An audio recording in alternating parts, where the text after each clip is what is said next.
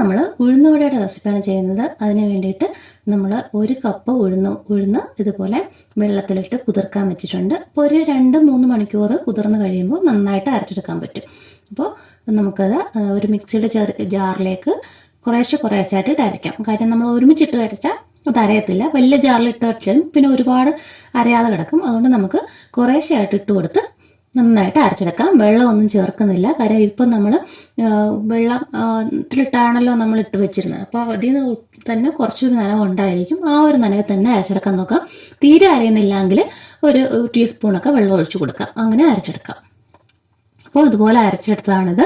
അതിനുശേഷം ഞാനിപ്പോൾ അതിൻ്റെ പുറത്ത് നല്ല ഒരു ക്രഞ്ചിനെസ് വരാൻ വേണ്ടിയിട്ടാണ് 1 ടേബിൾ സ്പൂൺ റവയും കൂടെയാണ് ഇട്ട് കൊടുക്കുന്നത്. 1 ടേബിൾ സ്പൂൺ റവയും കൂടെ ഇട്ടിട്ട് നമുക്കിത് നന്നായിട്ടൊന്ന് മിക്സ് ചെയ്തിട്ട് നമ്മൾ ഇനി ഇത് ഫെർമെന്റ് ചെയ്യാൻ വെക്കുക ചെയ്യുന്നത്. അപ്പോൾ ഇത് നമ്മൾ ദോശമാവും ഇഡ്ഡലിമാവൊക്കെ വെക്കുന്നത് പോലെ തന്നെ കുറച്ച് നേരം ഇരുന്ന് പുളിച്ച് കഴിയുമ്പോഴേക്കും നല്ല സോഫ്റ്റ് ആയിട്ട് കിട്ടുന്നത്. അപ്പോൾ പുറത്ത് നല്ല ക്രഞ്ചിനെസ്സും കിട്ടും, അകത്ത് നല്ല സോഫ്റ്റ് ആയിട്ട് ഇരിക്കാൻ വേണ്ടിയിട്ട് ഇതുപോലെ ഒന്ന് ഫെർമെന്റ് ചെയ്യുന്നത് നല്ലതാണ്.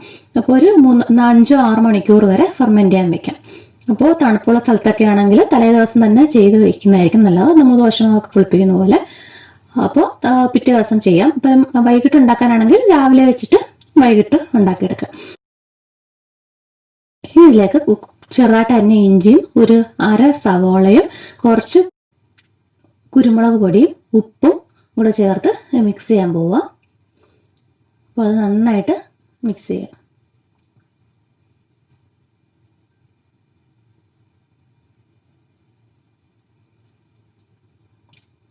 കുഞ്ഞുള്ളി ഉണ്ടെങ്കിൽ അത് ചേർക്കുന്നതാണ് നല്ലത്. അതല്ലെങ്കിൽ സവാളയായും കുഴപ്പമില്ല.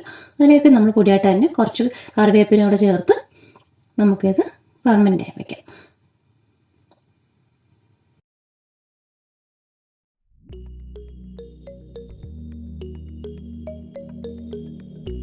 അപ്പോൾ ഒരു 5-6 മണിക്കൂർ കഴിഞ്ഞെടുത്തിട്ട് നമുക്കൊരു പാൻ വെച്ച് അതിലേക്ക് ആവശ്യത്തിനുള്ള എണ്ണ ഒഴിച്ചു കൊടുക്കാം.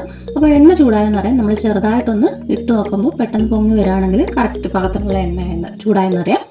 ഇനി നമ്മളിതുപോലെ കയ്യിൽ കുറച്ച് വെള്ളം തടയിട്ട് ഇതുപോലെ പരത്തിയിട്ട് പിന്നെ നമ്മൾ വിരലിൽ കുറച്ചുകൂടെ വെള്ളം തടയിട്ട് വേണം വെള്ളത്തിലൊന്ന് മുക്കിയിട്ട് ഇതിലേക്ക് ഹോൾട്ട് കൊടുക്കുക. അപ്പോൾ നമുക്ക് നന്നായിട്ട് ഒരു ഷേപ്പിൽ റൗണ്ട് കിട്ടാൻ വേണ്ടിയിട്ട്. പിന്നെ പതുക്കെ എടുത്തിട്ട് നമുക്ക് എണ്ണയിലോട്ട് ഇട്ട് കൊടുക്കാം.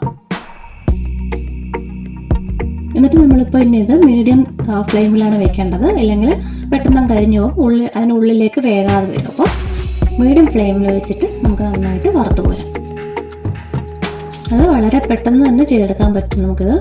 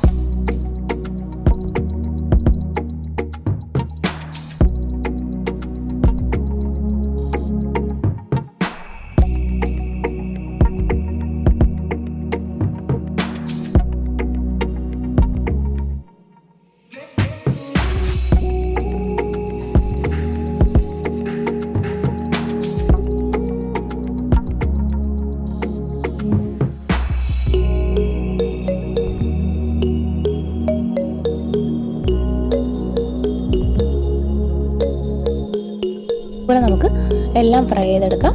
ഈ ഉഴുന്നുവടയ്ക്ക് അകത്ത് നല്ല സോഫ്റ്റ് ആയിട്ടായിരിക്കും ഇരിക്കുന്നത്. ഈ വീഡിയോ ഇഷ്ടപ്പെട്ടെങ്കിൽ നമ്മുടെ ചാനൽ മറക്കാതെ സബ്സ്ക്രൈബ് ചെയ്യാം.